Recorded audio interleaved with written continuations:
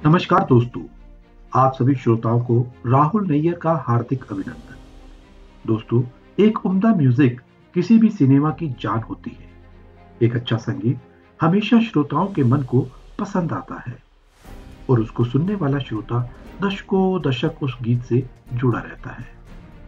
संगीत नहीं तो जीवन में रस नहीं, ऐसा मानने वाले अपने युग के महान संगीतकार मदन मोहन ने ढेरों मन को छू लेने वाले गीतों का निर्देशन किया। आइए आज हम अपने इस पॉडकास्ट में 3 दशकों तक श्रोताओं के दिलों पर राज करने वाले संगीतकार मदन मोहन के बारे में जानेंगे।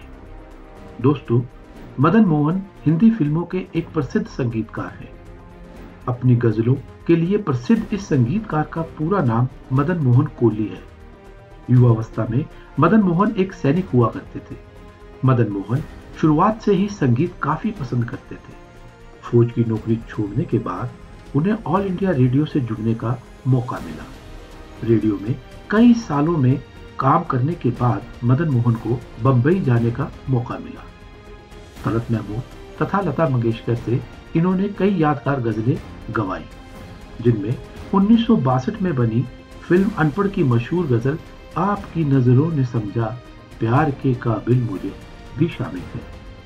इनके मनपसंद गायक मोहम्मद रफी हुआ करते थे। जब ऋषि कपूर और रंजीता की फिल्म लैला मजनू बन रही थी तो गायक के रूप में किशोर कुमार साहब का नाम आया, परंतु मदन मोहन ने साफ कह दिया कि वो पर्दे पर मजनू की आवाज तो रफी साहब की ही होगी और अपनी पसंदीदा गायक मोहम्मद रफी से ही वो गीत गवाया। इस तरह मोहम्मद रफी की दिलों में उतर जाने वाली आवाज और मदन मोहन की जादुई संगीत दोनों ने मिलकर लैला मजनू को एक बहुत ही बड़ी म्यूजिकल हिट बना दिया था। 25 जून 1924 को बगदाद में मदन मोहन का जन्म हुआ। उनके पिता राय बहादुर चुन्नीलाल इराकी पुलिस बलों के साथ महालेखाकार के रूप में काम करते थे।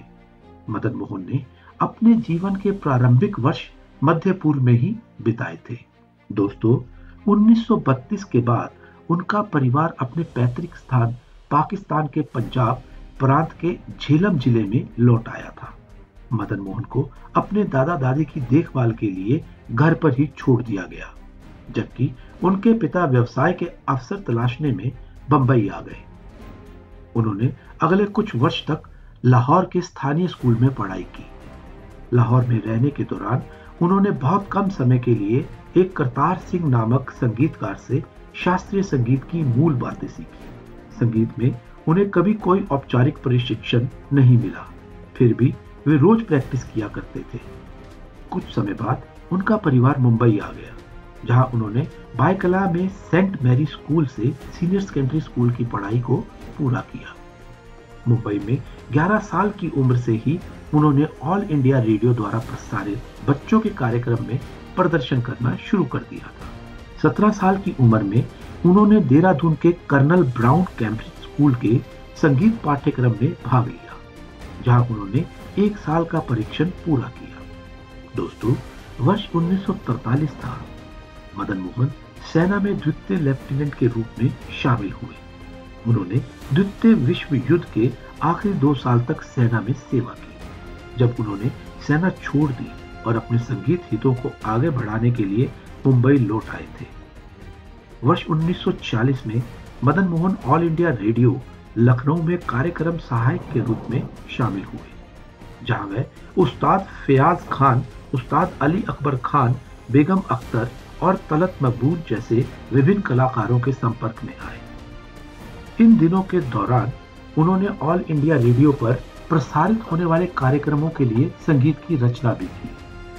सन 1947 में उन्हें ऑल इंडिया रेडियो दिल्ली में स्थानांतरित कर दिया गया, जहां उन्होंने छोटी अवधि के लिए काम किया। उन्हें गायकी का बहुत शौक था और इसलिए 1947 में उन्हें 2 गजल रिकॉर्ड करने का पहला मौका मिला। आइए जानते हैं उनके बेहतरीन संगीत में से कुछ चुनिंदा गीत। एक हसी शाख को दिल मेरा फिल्म थी दुल्हन एक रात की, 1967। लग जा गले कि फिर ये रात हो ना हो, फिल्म वो कौन थी, सन 1964। थोड़ी देर के लिए मेरे हो जाओ, फिल्म अकेली मत जइयो सन 1963। मैं तो तुम संग नैन मिला के, फिल्म मनमोजी सन 1962। उनके ये शिकायत है, फिल्म अदालत सन 1958। कौन आया मेरे मन के द्वारे, फिल्म देख कबीरा रोया सन 1957। दोस्तों, वर्ष 2004 में फिल्म वीर ज़ारा के लिए उनकी उपयोग ना की गई धुनों का इस्तेमाल किया गया, जो धुन उन्होंने जावेद अख्तर को सुनाई थी।